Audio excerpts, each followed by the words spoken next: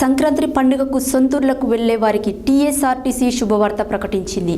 ప్రత్యేకంగా 4484 బస్సులను ఏర్పాట్లు చేసినట్లు తెలిపింది. జనవరి 6 నుంచి 15 వరకు సర్వీసులు అందుబాటులో ఉండనున్నాయి.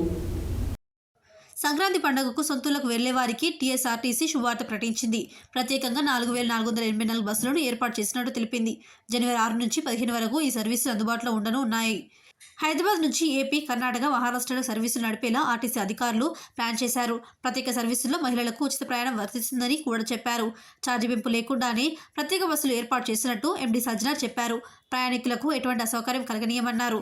Uppal cross road, LB Nagar, Ramnagar, KPHB తదితర రద్దీ ప్రాంతాల్లో ఆర్టీసీ ప్రయాణికులకు ప్రత్యేక క్యాంపులు కూడా ఏర్పాటు చేసినట్టు కూడా తెలిపారు. బస్ భవన్, మహాత్మాగాంధీ బస్ స్టేషన్లో ఏర్పాటు చేసిన కంట్రోల్ సెంటర్ల నుంచి రద్దీ ప్రాంతాల్లోని పరిస్థితులను ఎప్పటికప్పుడు పరిశీలిస్తుంటామని అన్నారు. ప్రయాణికులు త్వరగా తమ గమ్య స్థానాలకు చేరుకునేందుకు వీలుగా టోల్ ప్లాజాల వద్ద ఆర్టీసీ బస్సుల కోసం ప్రత్యేక లైన్లు ఏర్పాటు చేశామని తెలిపారు.